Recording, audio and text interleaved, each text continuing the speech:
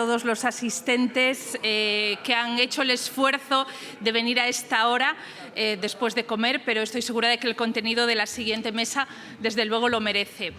Vamos a hablar, la primera mesa de esta tarde se centra en analizar la situación geopolítica actual y sus consecuencias. Ya saben que China está retando la hegemonía de Estados Unidos, que marcó las últimas décadas. Esta competición entre potencias tiene serias consecuencias de seguridad, pero también tiene consecuencias en otros ámbitos comerciales y económicos. De eso vamos a hablar en esta mesa titulada El retorno de la geografía, la nueva geopolítica mundial y sus consecuencias. Y nos acompañan Álvaro Nadal, exministro de Industria y antiguo jefe de la Oficina Económica del presidente del Gobierno. Alicia García Herrero, senior en el Laboratorio de Ideas Bruegel. Arantxa González Laya, exministra de Asuntos Exteriores, Unión Europea y Cooperación. Robin Niblett, miembro distinguido de Chatham House y senior advisor en la firma de asesoramiento estratégico Hakluyt. Y José Juan Ruiz, presidente del Real Instituto Elcano, con quien les dejo ahora mismo. Tiene la palabra. Muchas gracias, Cristina. Muchísimas gracias por estar aquí a estas horas. Supongo que para despertarles y mantenerles despiertos vamos a tener que ser menos concluyentes, pero más exciting. Así que vamos a hacer todo lo que está en nuestras manos para mantener la atención. Ayer en la tarde, como todos ustedes vieron, tuvimos una ponencia de Roderick y del gobernador del Banco de España que básicamente enmarcaron con todo lujo de detalles y distinción intelectual de lo que vamos a hablar aquí. Yo solo les recordaría como 3 o 4 puntos de esa conversación que se mantuvo aquí ayer para poder desarrollar este debate que va a transcurrir en las próximas hora y 15, que vamos a intentar tomar preguntas del público. Como somos 4 personas y yo moderando, que es un ortogonal a mi naturaleza, o sea, yo nunca modero, lo que vamos a intentar hacer es 5 minutos para cada uno de ellos y hacer 2 o 3 intervenciones si nos caben. Ayer, tanto Roderick como Pablo Hernández de Cos, básicamente de lo que hablaron inicialmente es que la hiperglobalización estaba muerta, ya no daba más de sí. Y que había que plantearse e intentar acotar dónde estábamos, en un proceso de desglobalización, de reglobalización, de regulación de la hiperglobalización. Y este es un problema o es un tema del que a mí me gustaría que los panelistas, todos extraordinarios y amigos desde hace mucho tiempo, pues tocáramos, ¿no? en algún momento en esa de las primeras intervenciones. El segundo nivel de la conversación de ayer fue ¿qué razones hay para que la hiperglobalización o la globalización del siglo XX haya parado o haya entrado en crisis? Y básicamente ahí, de una manera u otra, pues aparecieron 3 argumentos. El primero y más notorio, el enfrentamiento entre Estados Unidos y China por la hegemonía de la economía global. El segundo, un deseo de los países de recobrar cierta autonomía una disponibilidad a sacrificar eficiencia por seguridad de tipos muy diversos, seguridad de suministro, seguridad política, y un tercer nivel que probablemente es el que también a nosotros, que todos somos economistas, me parece que excepto Robert, nos interesa mucho, como un intento de recuperar márgenes para hacer políticas nacionales. Esta sería, digamos, el segundo bloque que podríamos ver en la segunda ronda de intervenciones. Esto básicamente es, como ayer se recordaba, el trilema de Roderick o la imposible Santísima Trinidad. Uno a la vez no puede tener globalización, soberanía y democracia. Puede tener 2 cosas, pero las 3 a la vez es muy complicadas de tenerlas simultáneamente. Y probablemente hace 20 años la mayoría de los economistas pensábamos que lo que estaba en riesgo de ese triángulo era la soberanía, íbamos a estar diluidos en una gobernanza global, y 20 años después lo que estamos más preocupados es si el vértice de ese triángulo que está en riesgo no es la democracia o un intento de sacrificar esa globalización. Y el tercer punto que me gustaría que tratáramos en el panel son las consecuencias de ese cambio en el marco de la globalización. Hay consecuencias porque, evidentemente, si se pone restricciones al comercio de bienes, personas, capitales, lo que vamos a tener inevitablemente es una caída de la eficiencia, y si tenemos una caída de la eficiencia, alguien le va a tener que decir a la sociedad que ser y tener seguridad de suministros cuesta crecimiento, cuesta inflación, cuesta recursos para financiar políticas de recuperación, pero esto es un tema que tenemos que hablar. Si tenemos que cambiar y sacrificar, digamos, el orden actual, alguien va a tener que decir que para poder llegar a ese nuevo equilibrio hacen falta inversiones, hace falta reasignaciones de recursos y hace falta cómo se financian esas inversiones. Y este es un tema que probablemente en el marco más concreto del IRA y las políticas europeas es algo que nos interesaría saber. Y por último, alguien le tiene que decir a la gente, como dice el título de la ponencia, que los mapas es poder. Y de que aquí, de lo que estamos hablando, detrás de argumentos muy sesudos y de números que seguro que van a aparecer en nuestra conversación, es de poder. Es de un enfrentamiento entre dos formas de ver el mundo. El mundo visto desde una perspectiva geopolítica que trata del poder, y el poder es un concepto absoluto. Para que alguien tenga más poder, alguien tiene que perderlo. O una concepción que hasta ahora es la que ha predominado en nuestras vidas, o al menos en la vida de algunos y de los economistas seguro, que jugamos en sociedades de suma cero. Cómo se coopera, cómo se ponen recursos para tener un juego de suma positiva. Lo que hemos visto en los últimos tiempos es que la geopolítica, la lógica del juego de suma cero, le ha hecho una OPA hostil a las lógicas de los juegos de suma positiva. Y esto pues tiene mucho interés que lo debatamos y que además personas pues como por ejemplo como Niblet, como Robin, que ya tiene la experiencia de Inglaterra de qué significa recuperar márgenes para hacer políticas nacionales con el Brexit, nos cuente cuáles son los trade-offs que aparecen cuando resuelves uno de los problemas, o que Alicia, que tiene una enorme experiencia de qué es lo que ocurre en China, nos hable del impacto de China, porque al final de todo lo que aquí nos interesa es saber ¿dónde están los escenarios para España, para Europa y para América Latina en este mundo que se está reconfigurando con esta velocidad? Así que yo creo que vamos a empezar dándole la palabra a Laia, después para hablar un poquito de esa primera parte de diagnósticos, dónde estamos, si esto es muy hiperbólico de que la globalización se ha acabado o no, y después en la segunda iremos hablando con los cuatro y pasaremos al segundo bloque de preguntas y yo interrumpiré mientras vosotros habláis. Muy bien, bueno, pues vamos allá. Primero de todo, ¿por qué esta es una discusión importante en este lugar? ¿Por qué esta es una discusión importante en Europa? ¿Por qué esta es una discusión importante en España? Porque 2/3 partes de nuestro crecimiento depende de los mercados exteriores. 2/3 partes del crecimiento en Europa depende de mercados terceros. Y el 80% del crecimiento en el mundo va a estar localizado en países emergentes. Luego tenemos una cuestión de punto de partida que es, esto no es una discusión filosófica, no es una discusión entre gente que es idealista, sino que esto es una discusión sobre dónde están y cómo protege la Unión Europea sus intereses. Esa es la primera cosa que yo quisiera, José Juan, poner sobre la mesa para la discusión. La segunda que diría es que vivimos en un momento de enorme confusión y en la confusión de enorme hipérbole. Algunos ejemplos. Hablamos de enterrar organismos antes de que estos organismos se hayan muerto, casi como que los estamos matando. Enterramos a la Organización Mundial de Comercio.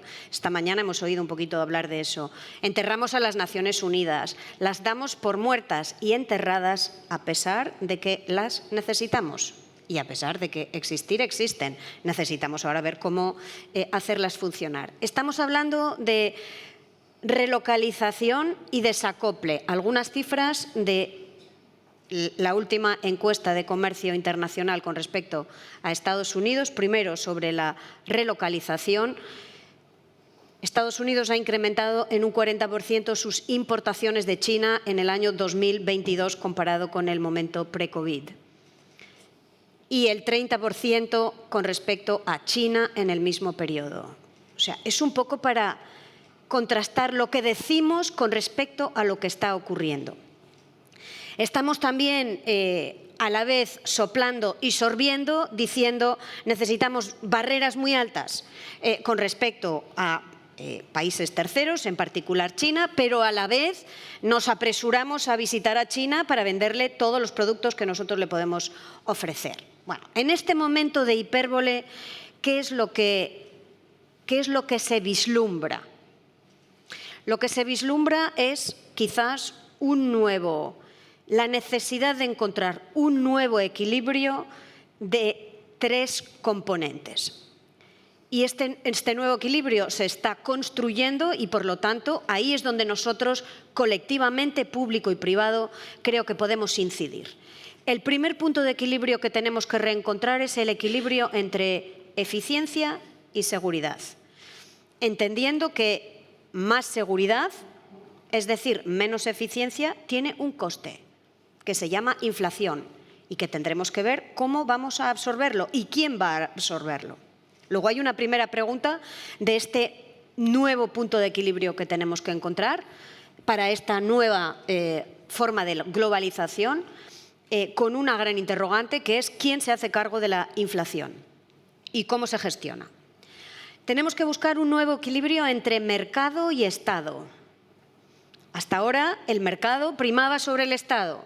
Ahora el Estado está interviniendo en la economía y en el comercio internacional para impulsar la descarbonización, para impulsar la transición tecnológica, la digitalización, con grandes apoyos públicos, de manera distinta dependiendo de los estados. Lo estamos viendo en Europa haciéndolo más en forma de investigación y desarrollo. En Estados Unidos más cerca del mercado. Es el ejemplo del Next Generation EU en Europa o el Inflation Reduction Act en Estados Unidos, pero con una gran pregunta en ambos casos, que es cómo conseguir una mayor participación del Estado que no impida la competitividad, que no haga un crowding out del sector privado.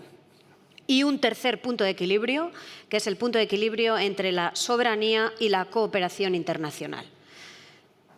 Es verdad que una guerra, sobre todo para Europa, a las puertas del continente europeo, que una pandemia con una crisis sanitaria impulsa sentimientos de más soberanía, pero también es cierto que muchos de las dificultades a las que nos enfrentamos tienen carácter supranacional.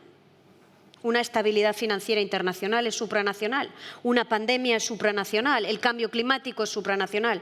Luego, a la vez que buscamos un poquito más de resiliencia, yo diría nacional, en Europa europea, tendremos que ajustarla a dosis de cooperación internacional que nos permitan gestionar esa globalización un poquito mejor. Esto es lo que José Juan te diría para iniciar esta discusión. Muchas gracias, Arantxa, porque yo creo que has perfectamente enmarcado el tema. Vamos a pasar con Robin en esta primera ronda sobre diagnóstico de situación. Robin. Gracias, José Juan, y encantado de estar con ustedes en el foro físicamente esta vez. Y un tema, como decías tú, importantísimo.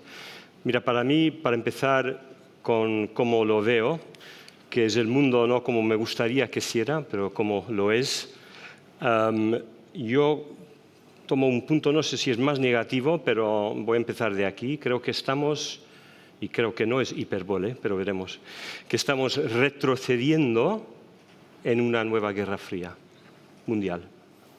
No avanzando, no lo estamos escogiendo, pero estamos retrocediendo dentro de un tipo de competencia que es suma cero. Una frase que he aprendido hoy. Zero sum, suma cero. ¿Por qué? Tres cosas y un poco de optimismo al final.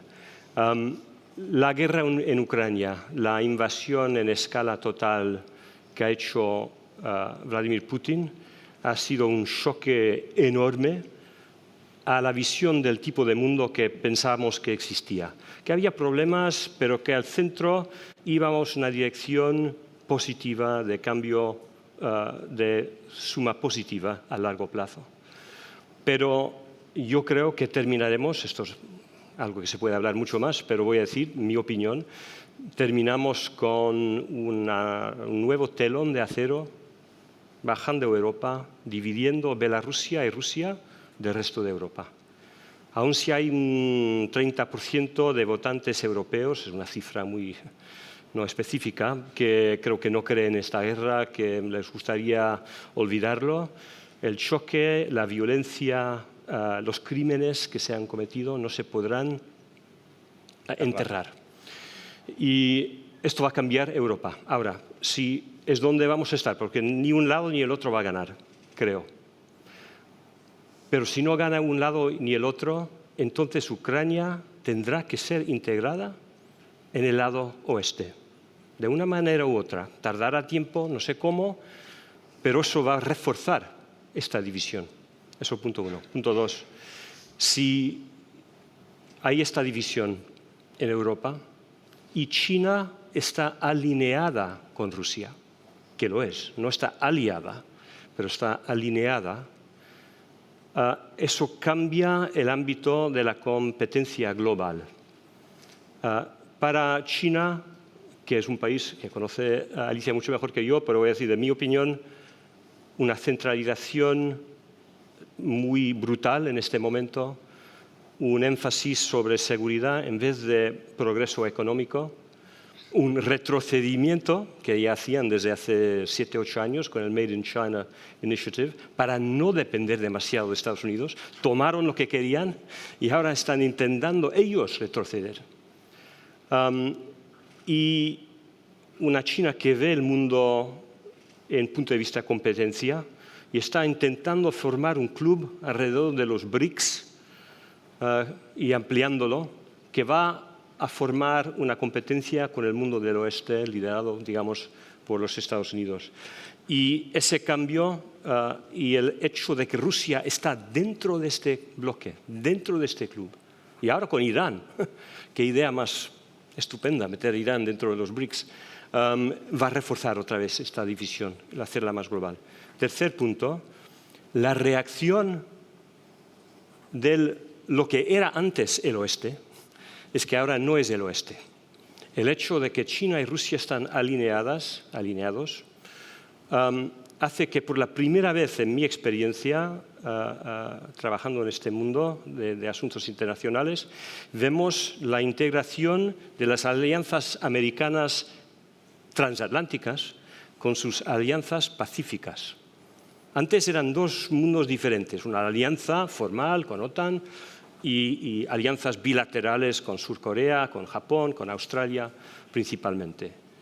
Pero ahora, si estás en Japón o en Sur de Corea, quieres mostrar que Rusia sí también es una amenaza para que los americanos toman en serio todavía la seguridad de Indo-Pacífico. Y los europeos se dan cuenta que tienen que tomar en serio la seguridad del Indo-Pacífico si quieren que los Estados Unidos se mantengan como sus aliados en Europa.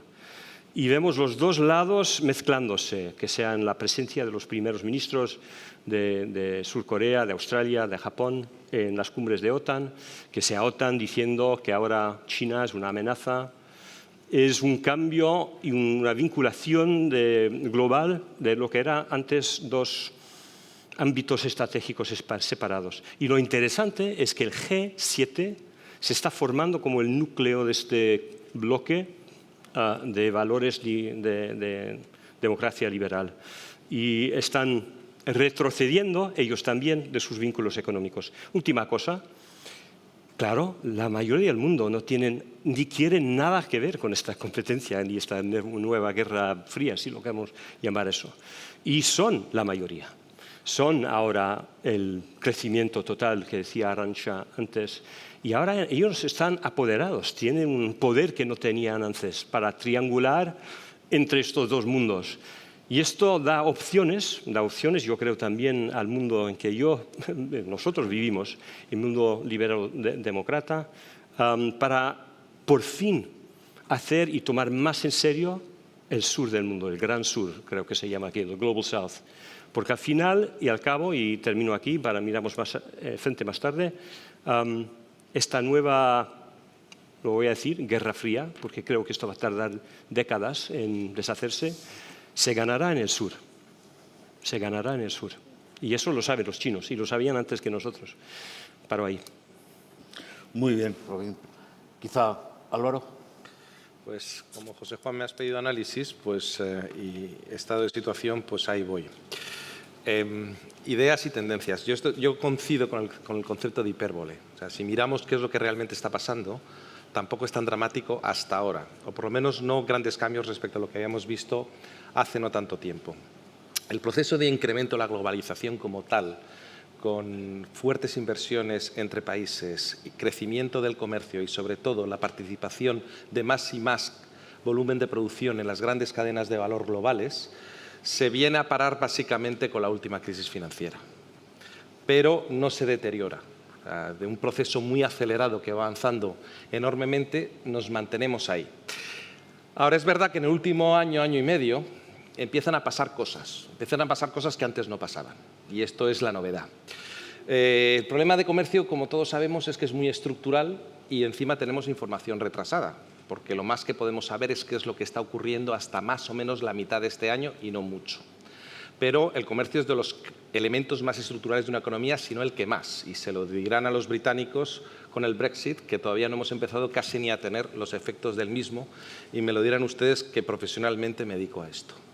¿Qué nos están diciendo los informes que están viendo qué está pasando? A las tres fuentes tradicionales sabemos que son la OMC, la OCDE, que especialmente mira qué ocurre con el comercio del G20, y la UNCTAD. Entonces, ¿qué cosas están pasando? La primera es que claramente este año tenemos un frenazo del comercio, sin una contracción. En términos de volumen seguro que será contracción. En precios, pues, en valores como los precios de determinadas materias primas energéticas y alimentos están disparados, pues a lo mejor no saldrá tanto. Pero tenemos claramente contracción. En mercancías, los servicios aguantan mucho mejor, pero solo dos tipos de servicios. Uno, turismo y viajes. Y eso es una buena noticia para Mancio, que nos tiene aquí hospedados a todos. Pero veremos a ver qué ocurre con la segunda mitad del año. Pero hasta ahora ha sido lo que ha sido más pujante, y la otra, servicios tecnológicos digitales, en las que, con diferencia, Asia está arrasando. O sea, comparado con el volumen y la cantidad de valor que están generando otras zonas, Asia, en este sentido, está arrasando, incluido por encima de Norteamérica.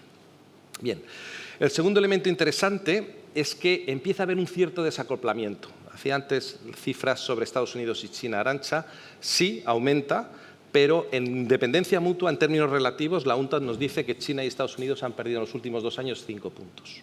Del 20 han pasado al 15, más o menos.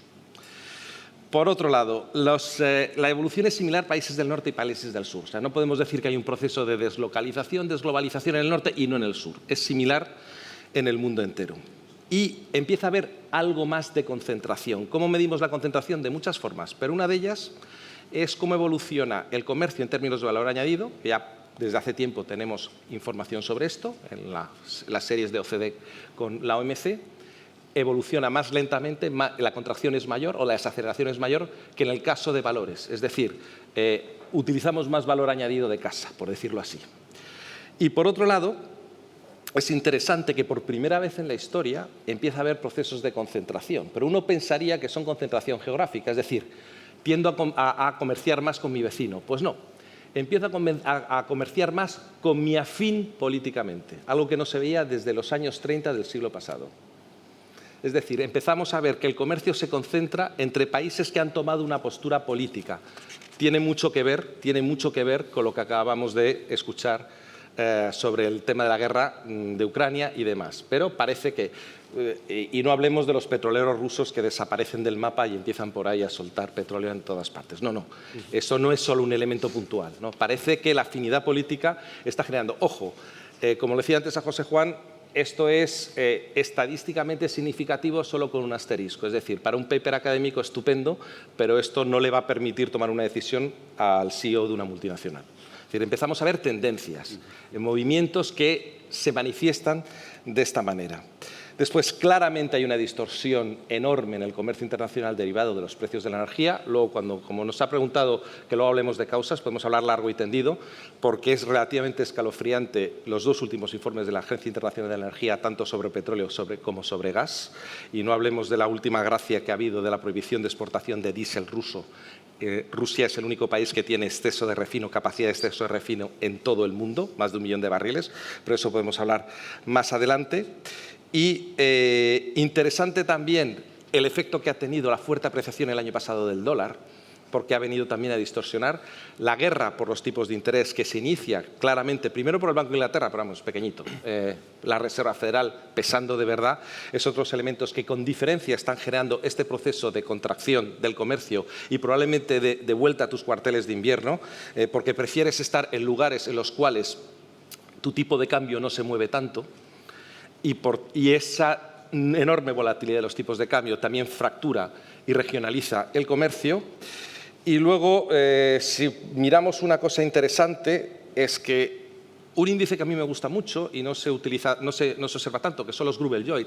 Los Grubel-Lloyd son índices que te dicen cuánto de comercio intraindustrial entre países ricos que se intercambian el mismo tipo de productos. O sea, sabemos que a los países productores de petróleo le compramos petróleo, pero entre países ricos nos intercambiamos coches, nos intercambiamos lavadoras, nos intercambiamos textil, nos intercambiamos de todo. Bueno, pues están aumentando, lo cual quiere decir que la producción industrial nos estamos entre países más ricos y entre países no tan ricos concentrando entre nosotros. Y luego ya un único apunte. Desde hace mucho tiempo no hemos oído hablar de un acuerdo comercial digno de tal nombre. Los británicos que han sido tan valientes de quedarse en tierra de nadie, fuera de cualquier zona comercial, solo han hecho 4 relevantes. Uno con Australia, otro con Nueva Zelanda, que han entrado en vigor solo el 31 de mayo de este año, o sea que veremos los efectos que tienen, otro con Japón y otro con Singapur. Lo digo porque un país necesitado de buscar áreas comerciales con las cuales ampliar claramente sus horizontes tampoco ha sido capaz, salvo con países muy afines políticamente, en el caso 2 de ellos comparten jefe de Estado, no han sido capaces de avanzar mucho. Y de todo lo demás no hemos vuelto a oír desde hace mucho tiempo la posibilidad de profundizar acuerdos regionales, por lo que he dicho antes, porque parece que no es la geografía, sino la afinidad política lo que está mandando, si es que está mandando, en la evolución del comercio. Muchísimas gracias, Álvaro. Pasaríamos a Alicia. Alicia. Gracias. ¿Se me oye? Sí. Bien. Bueno, hipérbole, no hipérbole, yo estoy aquí del lado de la Guerra Fría, me temo. Igual por donde vivo, porque la vivo diariamente. Y empezaría por decir que no decidimos nosotros si nos gusta la globalización. Podemos decidir si queremos que en nuestro corralito la haya, que es diferente a que… Porque globalización es globalización, es el mundo entero. Si hay una parte importante del mundo que no cree en la globalización, no habrá globalización. Y eso ya es, en mi opinión, una realidad. Entonces, China, que durante muchos años se benefició como nadie de la globalización, nosotros también nos beneficiamos de que China participara en la OMC y de esa globalización, obviamente, no digo que no. A medida que el mundo cambió, yo diría que el 2008 es el punto álgido donde China entiende o digamos, reflexiona sobre lo que es Occidente y se decepciona con Occidente. China entiende que ese no puede ser su camino, su modelo económico, y tiene que girar a sus orígenes del modelo económico. Cuando China toma esa decisión, que es cuando empezamos, y esto es antes de Xi Jinping, o sea, que no es Xi Jinping, es realmente una decisión de supervivencia ante lo que ellos conciben que es un capitalismo salvaje, el nuestro. Después podemos pensar que diferente, pero yo creo que ellos nos ven así y entienden que dentro de esa globalización se tienen que proteger de esa globalización. En mi opinión, China es el primer desglobalizador. Y porque esto es así, nosotros solos no podemos decidir que el mundo siga como estaba. Porque la segunda economía del mundo no cree en un mundo como estaba. Y de hecho, nada más que acaba China de salvarse ante la caída de Estados Unidos, haciendo un programa de estímulo que les lleva a unos excesos y a unos problemas que aún viven, China toma como segunda decisión, después de haberse salvado con ese programa de estímulo, descolgarse del mundo. O sea, hacer que el mundo dependa de China de otra manera, pero descolgándose sus importaciones. Si uno mira las importaciones de China y los datos de la OCDE de tablas de input-output, los datos que hablabas de valor añadido, se ve claramente. China, parte del motivo por el que las cadenas de valor se desploman, cuidado, desde el 2008, en mi opinión, han perdido como un 30% del valor. O sea, es porque hay grandes países, y China el primero, que deja de importar inputs a la producción, fundamentalmente. Estos los sufre Alemania cada vez más, Corea, Japón, los países que exportan este tipo de productos industriales intermedios.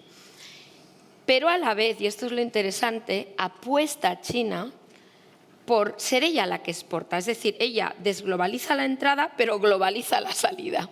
Y esto hace que China, especialmente cuando llega la pandemia, exactamente, aumente su capacidad exportadora, llega a una cuota de mercado del 15% de exportaciones mundiales, que es brutal, Japón nunca llegó a eso, digamos, intente mantenerse ahí. ¿Y cuál es este modelo de dependencia asimétrica que China está creando? Que no es nuestra globalización como la entendíamos. Es que ellos dejan de importar, las importaciones de China caen a doble dígito, ahora más o menos en media en el año un 10%, un país que va a crecer un 5%, que sus importaciones caigan mucho más que el comercio mundial, te dice ya lo que está pasando. Y, en cambio, intenten mantener las exportaciones. Ya no lo consiguen, lo han conseguido hasta febrero, a partir de ahí, marzo, han empezado a desplomarse también sus exportaciones. ¿Por qué? Porque el resto del mundo ha reaccionado. Porque ya hoy México es un país que exporta más a Estados Unidos que China. Es que es un cambio rapidísimo. Y esto está haciendo que esa idea de no dependo de ti, pero tú dependes de mí, esté empezando a resquebrajarse. Hay algunos sectores donde China tiene las de ganar, me temo, y es muy grave para nosotros porque esta es nuestra descarbonización. En ese tipo de producto, paneles solares, casi 90% de nuestras importaciones vienen de China. 50% de las eólicas, ¿no? Wind farm. 60 y pico % de las baterías eléctricas. Bueno, o sea, esa dependencia estratégica que pretendía China es: yo no dependo de ti, pero tú dependes de mí. Antes la idea de dependencia era su mercado. O sea, te ofrezco mi mercado. No te ofrezco mi mercado, pero el tuyo me necesita. Es otro tipo de dependencia. Pero eso no es la globalización, porque obviamente se resquebraja. Es decir, hay quien dice, a ver, no, esa excesiva dependencia de China la tengo que hacer frente. ¿Cómo? El de-risking, que es la palabra de uso no solo en Europa, en Estados Unidos. Hoy, de hecho, a la hora de comer, era una conferencia con Japón donde prácticamente analizan su concepto de de-risking. O sea, ya es cualquiera de tus aliados están intentando analizar cómo no solo entender, sino poner en marcha ese concepto.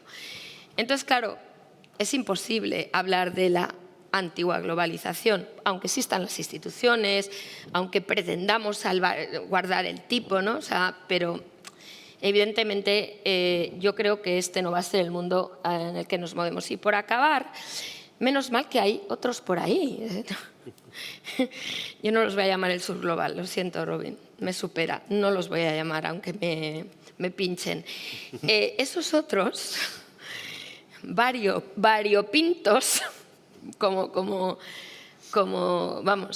debería de ser, porque es que si no lo fueran tendríamos un problema mayor, son los que explican el crecimiento, los que van a explicar el crecimiento. Porque China, que ahora es hasta hace poco el 25% del crecimiento mundial va a dejar de serlo, y ya está dejando de serlo, y llegará como máximo a un 10%. ¿Vale? Estamos hablando de que China va a crecer 2 y poco para el 2030, 30 y algo.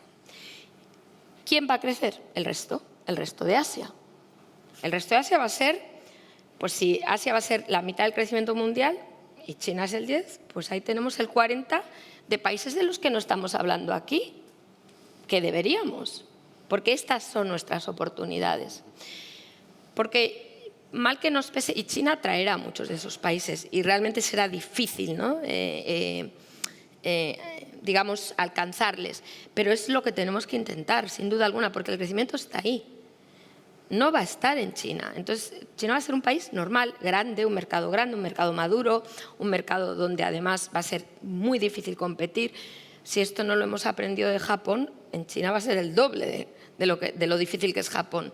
Entonces, yo creo que aquí, en este lugar donde nos encontramos, para mí lo que yo quiero decir es que miremos al resto, miremos a África, miremos al Medio Oriente, miremos a América Latina, al resto de Asia, porque eso me parece más factible. Y es globalización, no será como era, pero por lo menos entenderemos o podremos entender reglas de juego, que no serán igual las de la democracia liberal, pero es que tampoco tiene por qué ser, simplemente tiene que ser que juguemos más o menos con las mismas reglas, aunque no sean las de ahora, aunque no sean las que conocemos mejor. Eso es todo. Muchas gracias, Alicia. Yo creo que este es un punto para entrar en la segunda fase. Vamos a empezar un poco con Arantxa. Yo creo que el punto está claro. Probablemente si le ponemos un poquito de números, mejora la facilidad de comprender el problema. Vamos a ver si yo he entendido bien, que creo que sí, lo que has estado intentando explicar. China es en estos momentos, PPP es el 13% de la economía mundial, 17% del comercio global, pero es el 40% del ahorro mundial. Entonces, un modelo como el que tú has planteado, o que por razones ideológicas los gobiernos chinos se plantean, de decir, bueno, yo soy el que me voy a desvincular del mundo.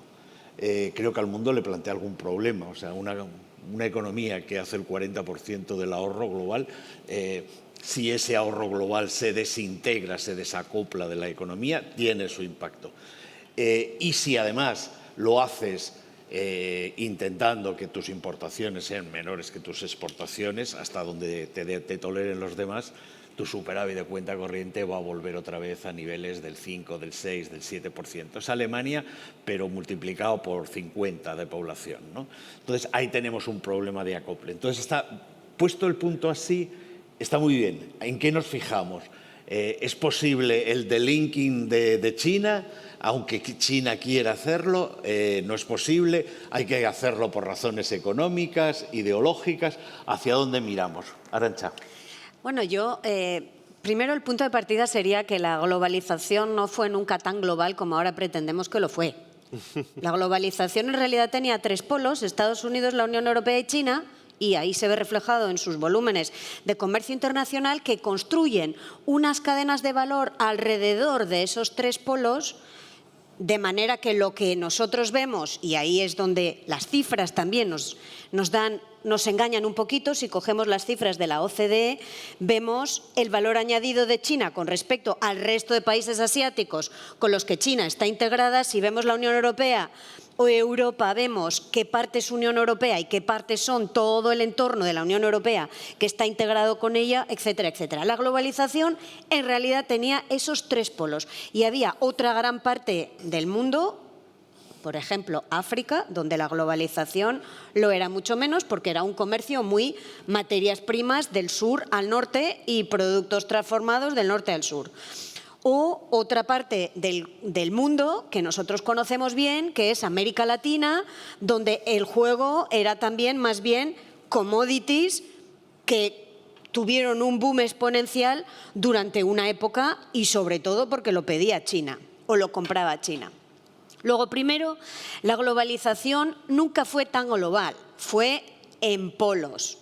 Esta globalización hasta el 2008 es una globalización muy impulsada por las mercancías y la fragmentación de las cadenas de producción de manufacturas. Y es cierto que en el 2008 ese proceso de fragmentación, que es un proceso del norte hacia los países emergentes, China y los asiáticos principalmente, y México, porque México es Estados Unidos, en realidad en el 2008 ese ejercicio toca techo. Y desde entonces no se ha desintegrado, ha tocado techo. Y la parte que sigue creciendo en el comercio internacional está tomando otra forma, que es la forma de los servicios. Y sobre todo los servicios que se convierten en comercio o comerciables porque hay un medio que es la tecnología y la digitalización que los empuja y los sigue empujando hoy.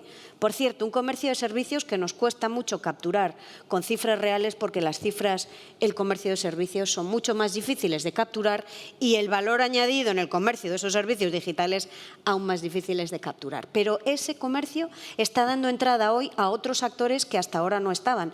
Un actor muy importante en el comercio de los servicios digitales intermedios es un país como Colombia, porque lo que necesitas en realidad para ese nuevo comercio internacional es mano de obra muy cualificada y buena conectividad digital.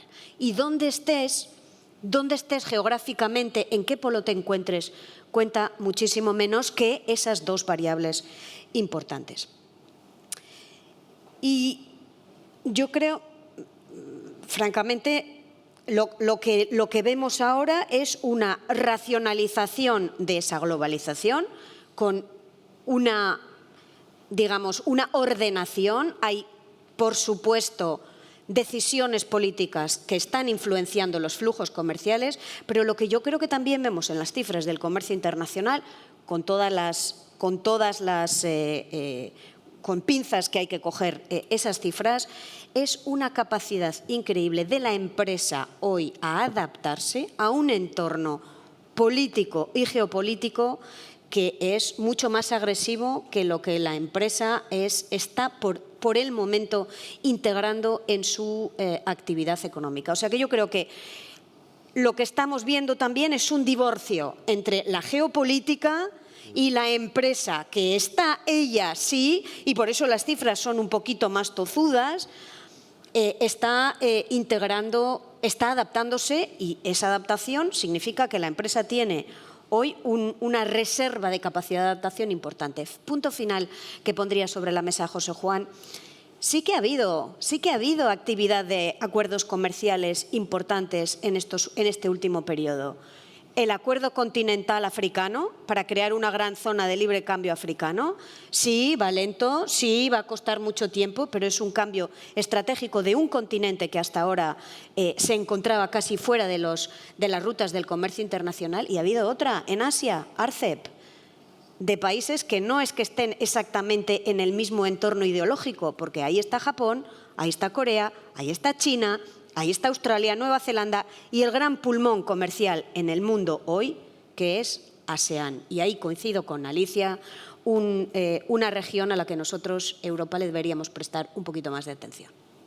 No, muchas gracias, Arantxa. Esta idea de confrontación, o al menos, digamos, de desconexión entre los marcos conceptuales que estamos utilizando para explicar los problemas geopolíticos y el comportamiento que uno observa, por ejemplo, en las cifras de comercio exterior de la economía española, es algo que yo creo que Arantxa ha puesto muy de relieve. Realmente sería imposible explicar el enorme, espectacular cambio, mejora que se ha producido en la estructura del comercio exterior español y en su dinamismo, si uno lo quiere superponer a ese mundo sombrío que hemos estado contando en la primera fase. O sea, hay empresas que salen. Y el comercio no lo hacen los gobiernos, lo interpretan, lo explican, lo teorizan, pero quien exporta es el que sale a buscar mercados.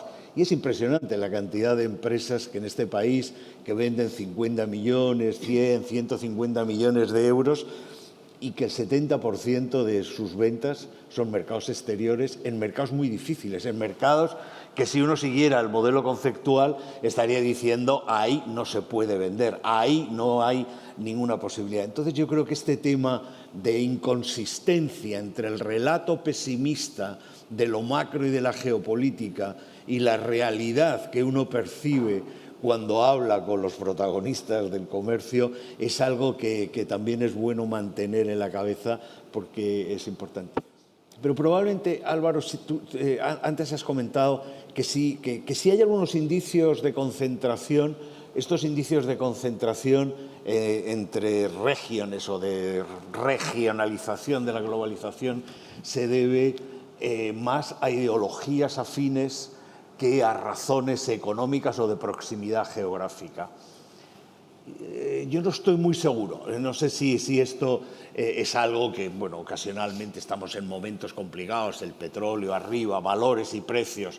Es muy difícil, sobre todo mirando datos que tienen siempre un retraso en el tiempo, el poder discernir.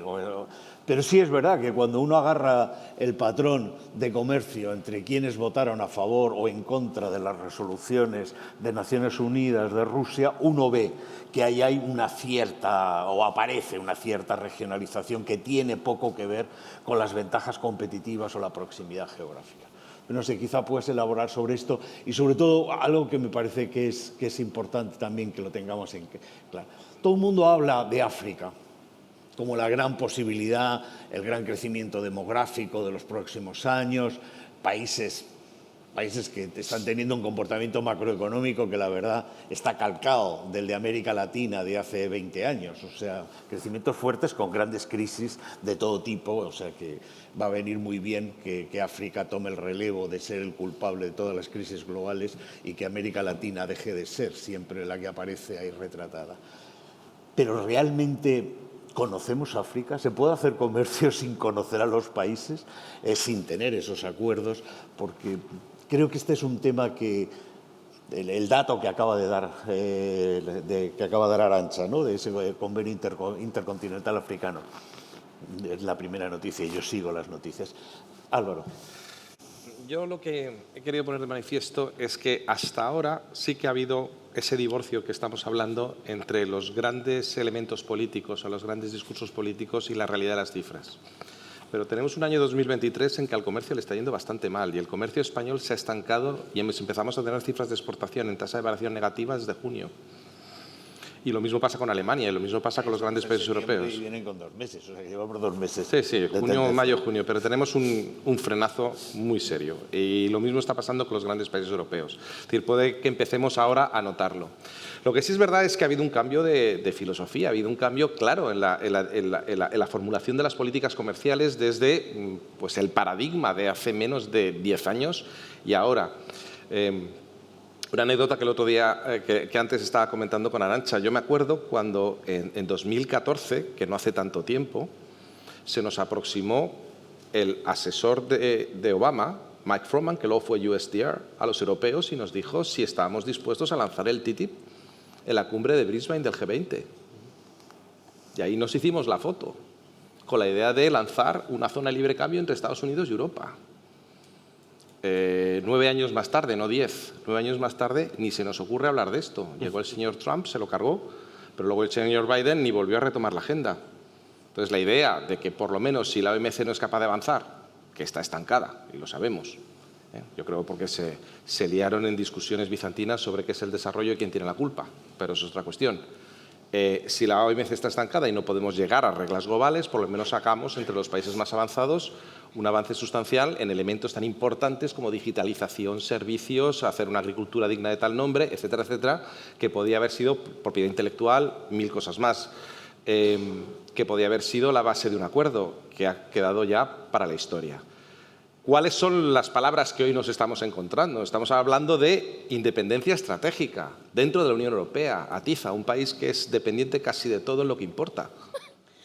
También tiene esta historia. ¿Por qué? Bueno, nos hemos encontrado con el problema primero de la crisis de los contenedores y después por el miedo de que al final Rusia nos hubiese cortado el grifo en materias energéticas básicas que al final no lo ha hecho, pues a saber por qué, porque nadie puede saber muy bien por qué se toman esas decisiones allí, pero al final no ha ocurrido, pero sí que es verdad que se ha tomado, que ha habido efectos importantes. También es verdad que un día se ponen de acuerdo rusos y saudíes y el petróleo se pone casi a 100 y nos agrava sustancialmente la crisis energética con la persistencia de inflación que teníamos ya el año pasado, y para este año las perspectivas de aquí a final de año pues vienen mucho más complicadas debido a este segundo shock energético derivado de una decisión que encima se reviste con la aceptación en un club informal, porque de tener es casi periodístico, ¿no? El famoso BRICS, en la que metemos ahí a Arabia Saudí. Entonces, en un momento determinado, por no hablar de los superconductores, otro de los elementos que sin haber, bueno, es verdad, ha llegado a generar graves problemas en las cadenas de producción. Yo no creo que tanto por geopolítica, sino por escasez de producción pura y dura, pero o sea, ha sido un problema económico, no político, pero se ha trasladado a la escena política. Entonces, ha habido una cierta obsesión de que necesitamos en determinados ámbitos tener un mayor control de qué estamos importando y dónde venimos en esa provisión. Entonces, lo que decías tú, José Juan, yo creo que más que un hecho de que actuemos políticamente con países afines, es el hecho de que incluso el mundo empresarial está buscando fuentes de aprovisionamiento de países más fiables, donde yo disminuyo mis riesgos. A lo mejor tengo un coste más alto, pero disminuyo mis riesgos. Y entonces, como siempre lo que hacemos es maximizar media varianza, pues la media del precio me sale más alto, pero la varianza más baja, o la capacidad de suministro no se me ve alterada. No tengo tantos sustos como tenía anteriormente. Entonces, vamos a un mundo en el que las empresas también están minimizando sus riesgos, no quieren tener tantos sustos. Dicho esto, también nosotros hacemos nuestras cosas, es decir, no le echemos solo la culpa al señor Trump y los aranceles con el acero, que ahí se lució. Pasado mañana empieza el CBAM en su fase estadística. Vamos a ver qué hace la Unión Europea con las compensaciones de derechos de carbono en frontera, porque esto va a ser un tema que a lo largo del año que viene va a ser clave a la hora de definir nuestra situación con el resto. Pero como eso creo que era la parte 3 de lo que nos querías moderar, pues ahí lo dejo simplemente para provocar un poquito, que de vez en cuando viene bien. Sí, no, vamos a Robin, porque este tema de cómo los gobiernos pueden estar buscando modelos que reequilibren, que estos 3 equilibrios a los que antes mencionaba Arantxa en su primera intervención, ¿no? De buscar un equilibrio entre la eficiencia y el abastecimiento, entre el mercado y el Estado, y entre la soberanía y la cooperación. ¿Cómo tú, que vives en Inglaterra, que has dirigido Chatham House, que es probablemente pues, uno de los think tanks más importantes, el más veterano de Europa, cómo has vivido ese intento, el éxito de esos intentos de recuperar espacios nacionales para generar políticas nacionales, para generar reforzamiento de soberanía? Porque si no tengo mal en la cabeza, pese a los denodados intentos que ha hecho Reino Unido por conseguir acuerdos comerciales, básicamente su éxito ha sido perfectamente descriptible. Vale, pues puedo decir algo sobre el Reino Unido, sí, al final. Para empezar donde empezaste, cómo podemos encontrar un equilibrio nuevo para este mundo donde estamos. Como decía antes, yo no solo analizo que estamos retrocediendo de donde estábamos antes, la integración que era aceptada, pero que es necesario retroceder. Porque es fundamental saber que vivimos en un mundo donde hay 2 sistemas de gobierno, de gobernanza doméstica e internacional, que son fundamentalmente diferentes, que no se comprenden ni no pueden convivir con eficiencia, si puedo mantenerme con la pregunta.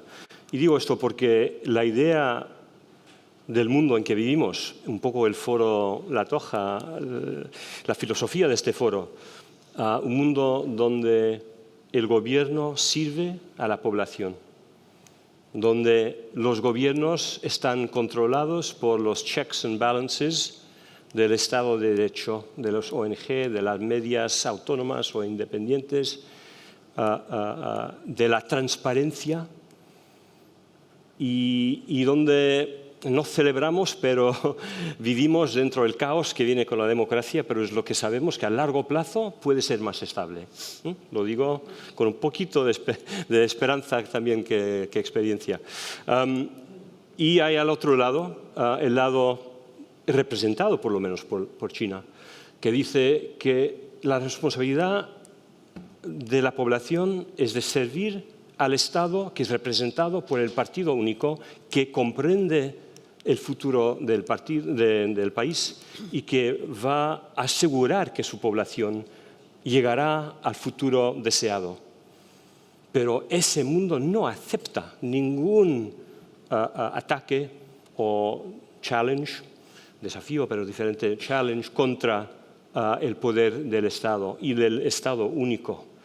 Y es un sistema que es tan diferente al nuestro y el uno tiene miedo del otro porque cada uno piensa que el otro puede socavar el suyo. Entonces intentan dominar un poco internacionalmente también. Y donde estamos en este momento, ahora que China ha podido, después de 20, 30 años de crecimiento, gracias a la globalización, donde hemos llegado es lo que se llama en la última Guerra Fría the security dilemma, el dilema de seguridad, donde las intenciones y acciones de un país en hacerse más seguro aumenta la inseguridad del otro país, que hace algo para aumentar su seguridad, que aumenta la inseguridad del otro, bla, bla, bla, y esto continúa. Estamos al principio de esto. Si miramos la South China Sea, por ejemplo, o ahora el deseo de los chinos de igualar la cantidad de armas nucleares intercontinentales de los Estados Unidos que nunca han tenido antes, o cómo quieren proyectar la posibilidad de tener que intervenir en Taiwán. No tienen, yo creo, la intención de hacerlo. Pero si vas a Washington hoy, te van a decir que cada cosa que hacen es para invadir. Que la capacidad es la intención, es lo que oyes ahora en Washington. Y entonces Washington hace algo al contrario. Tenemos generales que han dicho que Rusia y Estados Unidos, que China y Estados Unidos estarán en guerra en 1 año o 2 años o 3 años. No sé si los piensan o van a ganar dinero, pero me parece que lo piensan. Entonces, lo importante es que tenemos que aceptar estas diferencias, retroceder para guardar lo importante, para guardar el 80% del comercio, que no es aliado con seguridad, pero sabiendo que este famoso jardín con la alta barrera, si lo digo bien, yard, garden in English, with a high fence, el jardín no se ha limitado todavía. Esto va a get bigger, va a agrandir, a aumentar. Biotecnología, energía verde. No nos vamos a europeos a hacer tan dependientes en China, bueno, ya lo estamos, pero mantenernos tan dependientes con China como estuvimos con Rusia para la energía nueva. Vamos a cambiar el sistema. Entonces hay que, yo creo, lo que tenemos que hacer para el equilibrio, retroceder donde es importante, guardar lo que tenemos, negociaciones sobre arms control, control de armas, importantísimo, no lo tenemos, sería muy importante. Y podríamos, yo creo, llegar a algo más estable. Ahora, depende de lo que pasa con las elecciones americanas en 2024, pero lo que puedo decir del Reino Unido, mira, el Reino Unido se esconde en este momento en la nueva geopolítica. Claro, las ideas económicas de los que estaban en favor de Brexit, esto nunca era un proyecto económico. Y lo decían económico, pero era la idea de soberanía no como eficiencia, pero soberanía como sentido. Como sentimiento, the feeling, porque los países se movilizan con sentimiento, no con eficiencia. Y vivimos en esta contradicción, digamos, en este momento. Pero digo más sobre el Reino Unido si hay tiempo más tarde y no sé si habrá. Muchas gracias, Roberto. por gracia. Vamos a hablar de jardines. Los ingleses siempre nos acabáis llevando a jardines, a veces a diseño de jardines y a veces nos metéis a jardines complicados a los demás. No, pero el tema es cuántos jardines tenemos. Y cuántas altas son las vallas, porque el número de jardines debe ser limitado. Y probablemente Alicia, que está en una inmejorable posición desde Taiwán, que es donde tiene su residencia y con su presencia en el Cano, en Bruegel, y siguiendo atentamente lo que está ocurriendo en China. ¿Dónde están esos jardines y si realmente es posible? Porque tú antes decías, no, quieren dejar de importar porque la importación es mala, es un puro mercantilismo como el que hemos vivido toda la vida, ¿no? Pero quieren seguir exportando. Y quieren seguir exportando coches eléctricos.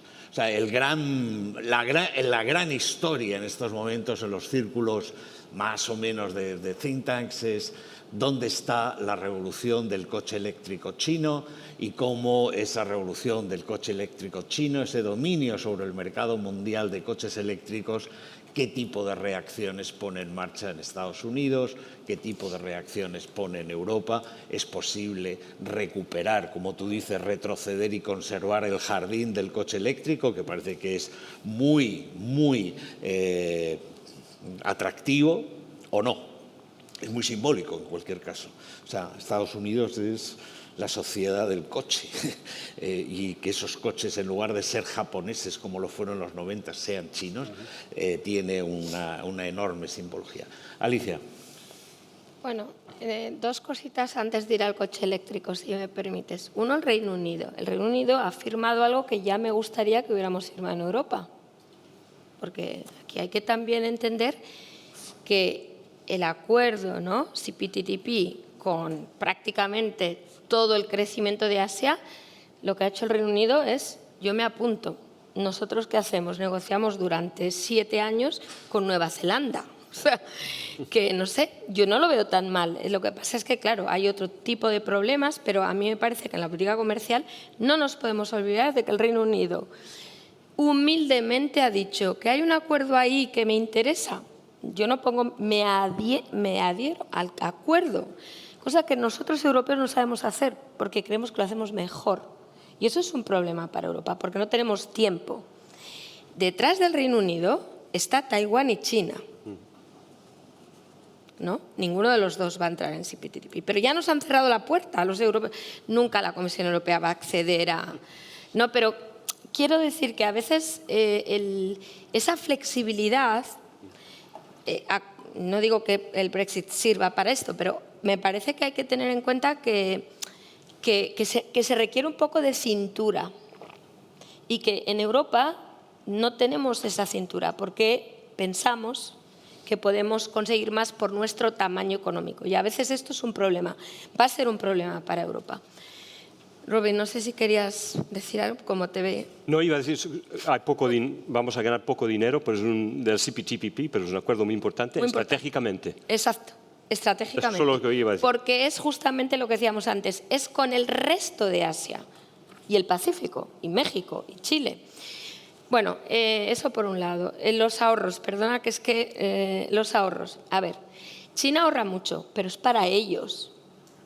O sea, a mí no me interesa, perdón, el ahorro de China, porque ¿dónde está ese ahorro?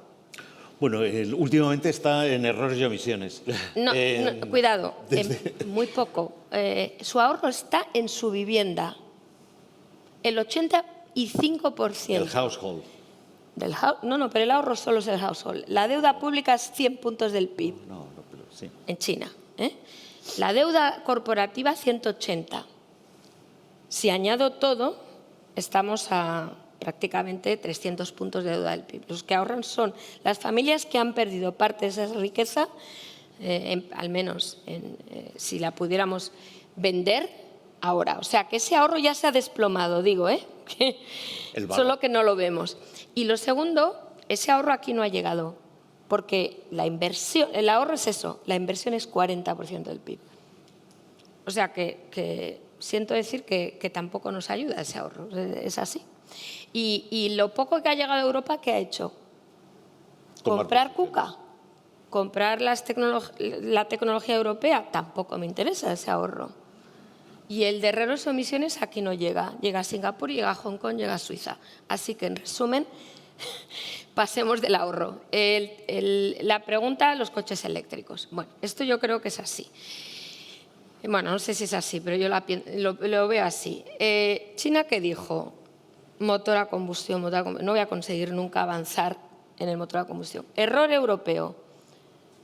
Subsidiar el híbrido, porque claro, mientras nosotros seguíamos gastando en algo que no era la tecnología que iba a mantenerse, China subsidia el coche eléctrico. Y obviamente, como es una tecnología nueva, leapfrogging, digamos, es mucho más fácil que una tecnología madura y nos sobrepasa. Punto pelota. Y además yo creo que esto deberíamos haberlo visto. Así que yo creo que por una vez ellos no tienen la culpa de esto. Es que simplemente nos ha cegado digamos, la idea que teníamos tiempo para amortizar nuestro motor a combustión. Entonces nos debemos de autoculpar totalmente sobre lo que ha pasado en el sector automovilístico. ¿Qué ocurre? Que son 14 millones de empleos en Europa. Entonces esta vez Europa va en serio. No es lo mismo que los paneles solares en el 2014, ¿no? Cuando la Comisión lleva a China a la OMC. Esta vez la lleva a la OMC y se queda en la OMC, en la puerta, vamos, esperando a que le den la resolución, porque esta vez es importante para Europa. Pero yo creo que Europa lo que tiene que entender es que ya no va del coche eléctrico, porque en mi opinión es una batalla perdida. Es una batalla perdida. Podemos defender nuestro mercado, pero no podemos conseguir que el coche eléctrico europeo, que ni siquiera puede competir, se venda en terceros mercados. Entonces, lo que tenemos que hacer es lo que han hecho los chinos, leapfrog a la siguiente. ¿Cuál es la siguiente? Pensemos en cuál es la siguiente y vayamos allí, pero no digamos, nos acoracemos en el coche eléctrico, porque esa batalla la vamos a perder. Y para mí es eso, es ir, y los americanos ya nos dicen cuál es la siguiente. No hace falta ni... ¿Dónde tienen ellos los controles a la exportación? El famoso jardín. Tienen 3 jardines, que además, a diferencia de China, lo dicen. Entonces lo podemos saber. Quantum computing, inteligencia artificial y semiconductores, pues vayamos a una de estas. No nos dijo el de Google que lo podíamos hacer muy bien. Esta mañana no estaba Arantxa, me hizo muchísima ilusión. Entonces, yo creo que esta es la... O sea, veamos dónde ponen los americanos los jardines, porque ahí está la oportunidad, porque para China ese sector es difícil. Por tanto, yo voy a donde para China, gran competidor, es difícil, en vez de obsesionarme con los coches eléctricos. Eso es lo que sería mi respuesta. Nos quedan 4 minutos de panel, entonces 1 minuto por panelista.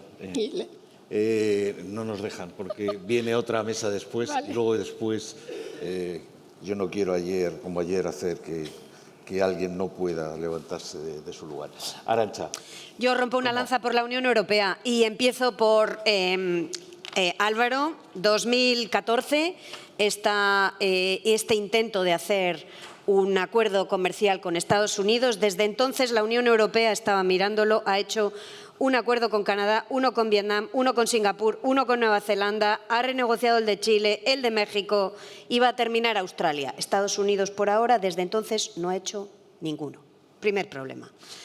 Segunda lanza hacia la Unión Europea, CPTPP, son 11 países. De esos 11 países, la Unión Europea tiene acuerdos comerciales con 9. ¿Quién le falta? Malasia y Brunei. Luego, tan mal no lo está haciendo la Unión Europea. Yo lo que quisiera decir es que este es el momento, en eso sí estoy de acuerdo, en este momento en el que se están repartiendo quizás de otra manera las cartas del poder económico, no solo del geopolítico, también del económico. Para nosotros españoles, nuestro salvavidas es la Unión Europea y, por lo tanto, donde tenemos que estar invirtiendo mucho y fuerte es en la cumbre de Granada de dentro de un par de días, porque es ahí donde se va a jugar cómo se va a cortar el bacalao del futuro, y ahí es donde nosotros tenemos que empujar como presidencia española de la Unión Europea, que a veces parece que se nos olvida que tenemos la presidencia española de la Unión Europea, y cuando dejemos de tenerla, que es a finales del año, además también apoyando más unidad europea, que es nuestra póliza de seguros. Muchísimas gracias, Arantxa. Álvaro. Pues yo creo que si en algo echamos de menos a los británicos en la Unión Europea es una versión mucho más abierta y librecambista del mundo. Se nota mucho ahora el peso de Francia, que más una Alemania en retroceso, con miedo a perder sus mercados tradicionales, especialmente la idea de China no les ha ido demasiado bien, a pesar de haber sido socio preferencial europeo con diferencia, hace que ahora mismo incluso Alemania, que siempre ha tenido una visión más abierta, esté en retroceso. Y yo creo que Europa corre el riesgo de entrar en políticas proteccionistas y de buscar campeones nacionales, que han sido el desastre francés en el pasado, y empieza el lenguaje europeo a ser excesivamente afín a este tipo de mentalidad. Y mira, España, que siempre ha tenido otra tradición, ya que tenemos presidencia y además somos un país que a veces no nos creemos que nuestro peso en realidad es mayor del que realmente tenemos, España puede hacer más. Yo creo que tenemos que hacer un poco de contrapeso. España cuenta su crecimiento económico y su desarrollo por procesos de apertura, no al revés. Muchísimas gracias, Álvaro. Mira, voy a decir una cosa más sobre Reino Unido, porque no dije mucho antes, y terminar con la Unión Europea. Creo que el Reino Unido está maniobrando, maneuvering, bastante bien.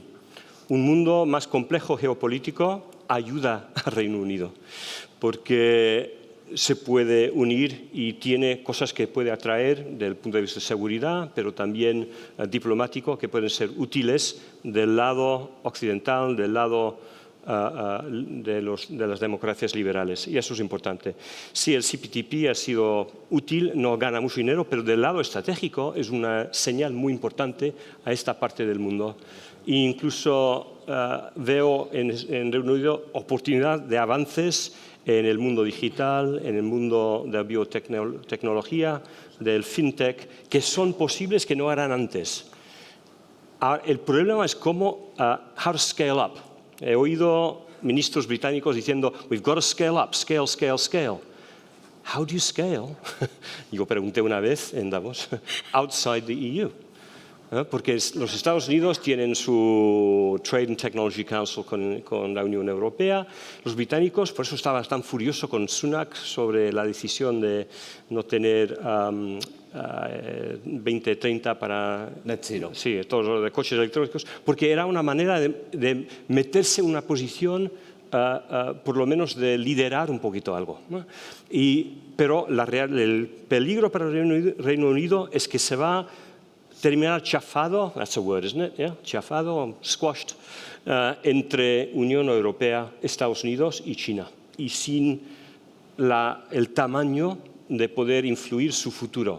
Salvo una cosa, si el G7 no se formaliza, pero tiene más identidad, más oportunidad, si el G7 tiene a Australia, Corea del Sur más regularmente dentro de sus consejos, si este jardín, que es uno de los jardines, no es el jardín americano pequeño, es un jardín que incluye todos los países que son democracias liberales, que pueden invertir en el mundo digital, el mundo biotecnológico, el mundo del AI, de la inteligencia artificial, con nuestros valores. Eso nos da más fuerza en esta nueva guerra fría de que hablaba antes. Y el Reino Unido forma parte importante con Japón, con Canadá. Y quien está en la G7, no solo Francia, Alemania e Italia, es la Unión Europea, está dentro. Ahora, la Unión Europea sospecha un poco, me parece, del G7, les gusta el diálogo bilateral con los americanos, no quieren dar algo a los británicos, pero tenemos que mirar a largo plazo. Y a largo plazo, la oportunidad para el Reino Unido, para la Unión Europea, para nuestros aliados más próximos en esta nueva Guerra Fría, es algo que está vinculado con el G7, el G7 Plus, que sea un G9, me gustaría, pero veremos si esto se pasa. Y es algo donde la Unión Europea necesita esto también, yo creo. Un Trump podría llegar, si no es el Trump en 24, podría ser alguien parecido en 28. Necesitamos el, what was the word for lifeboat? Salvavidas. Salvavidas. El G7 será un poquito, olvidé salvavidas antes. Como el CPTPP, el Japón, los Estados Unidos salieron, los japoneses lo tomaron. Entonces, creo que es algo muy importante para el futuro. Muchísimas gracias, Rubén. Alicia. He tomado un poco de tiempo. Que el tiempo ha finalizado. Alicia. Siempre hay tiempo para Alicia. Alicia. No tengo más que decir, quizás solo una cosa, porque ya nos han aguantado suficiente. Y es que es cierto que Europa es muy importante, sin duda. Yo cuando vengo a España me da la sensación de que solo existe Europa. Es que por eso quiero decir, estamos en el margen de Europa. Estamos en la cuneta de Europa. Entonces, esto tiene también consecuencias sobre cómo, en mi opinión, debemos ver el mundo. Está muy bien, ya estamos en Europa, Donde no estamos es en el resto. Miremos abajo, miremos al lado, miremos, ¿no? O sea, a ASEAN.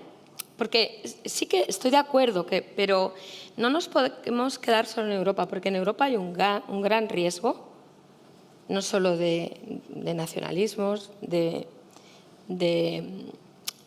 proteccionismo, de fragmentación. No sabemos lo que va a pasar con Europa. Entonces yo creo que está muy bien creer en Europa, pero con un poco de cintura, de nuevo. Y una es el G7, pero otra es por nuestra situación geográfica, América Latina, África, ¿no? Hacer como Magallanes si podemos, pero no solo enmarcarnos en Europa y que solo existe Europa. Esa sería mi opinión.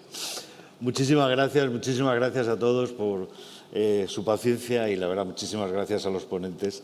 Yo me lo he pasado muy bien, así que os lo agradezco mucho. No hacemos la pregunta a ellos.